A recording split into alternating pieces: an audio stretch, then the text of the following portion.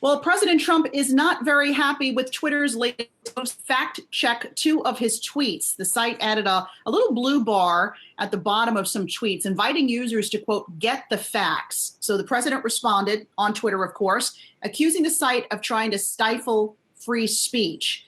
Our senior columnist, Rick Newman, joining us now with this. Looks like the president is picking a fight here, Rick, but just tell folks what this is about exactly. Yeah, so Twitter has never fact-checked President Trump before. He has said many untrue and dishonest things on Twitter, and there have been calls for a long time for Twitter to do something about it. They've resisted.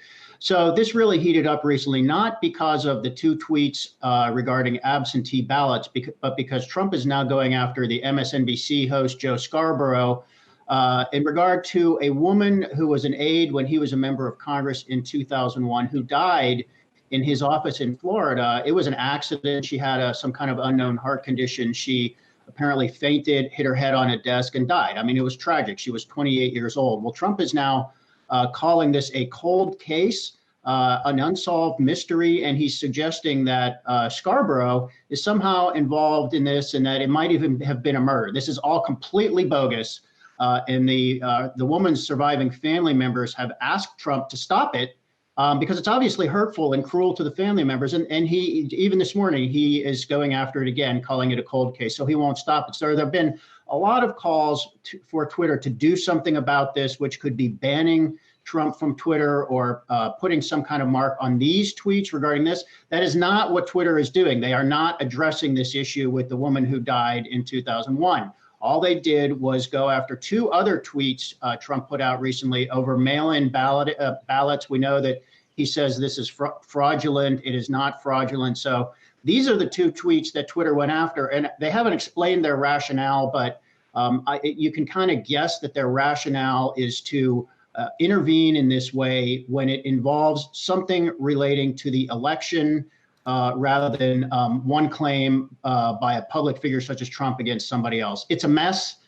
Twitter has to know this is going to just be a firestorm, but this is what they're doing for now. Now, speaking of the election, I mean, how does this play out in terms of public perception for Trump as we move closer to that November date? I mean, he's got enough on his hands, one would think, trying to deal with this pandemic, and now he's picking a fight with Twitter. Well, I think that's probably deliberate.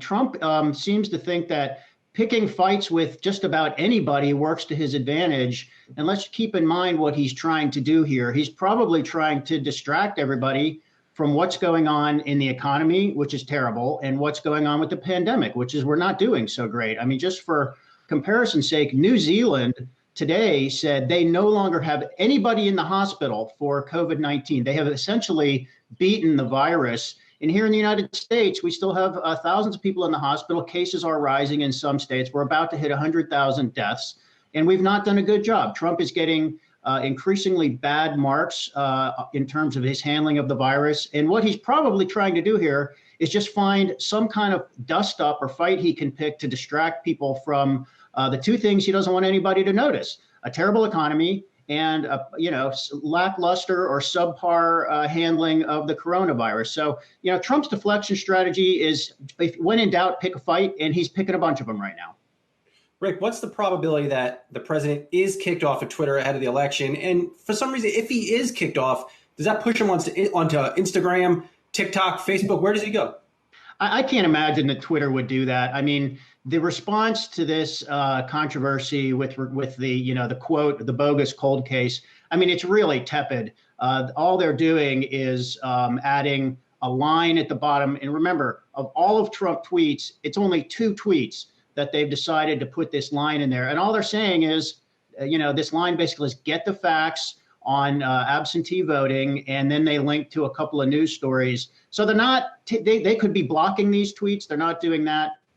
And they seem to have a very, very selective criteria for when they're going to get involved here. So I think there's no chance Twitter could ban Trump. And that would, probably turn Trump into an even bigger victim in his own eyes and some of his supporters. And he would have to find another platform, but I don't see any chance that's going to happen. And Alexis, you have a new election omics podcast hitting, right? Yeah, Rick and I, we sat down yesterday with Lee Miringoff. He's the director of the Marist College Institute for Public Opinion. And Rick, I thought it was a really good conversation. And it's kind of ironic what we were talking about at the time we were talking about it. I think what was happening with President Trump's tweets was happening in real time, because one of the things we discussed with Lee was mail-in ballots and how President Trump does not want mail-in ballots. And he's also threatening to maybe pull the convention from North Carolina if the governor there doesn't allow it to go on at full capacity.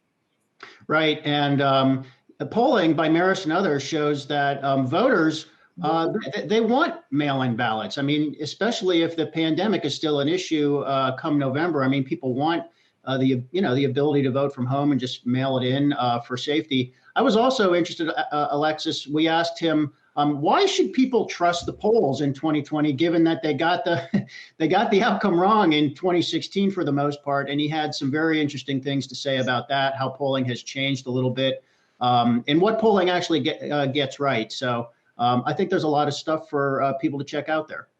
Yeah, so do that. If you have a little extra time this week, Electionomics is available on Apple Podcasts or wherever you get your podcasts. Hey investors, Zach Guzman here. Are you interested in learning more about the markets and getting the latest financial news? Well, then click right here to subscribe to our Yahoo Finance YouTube channel.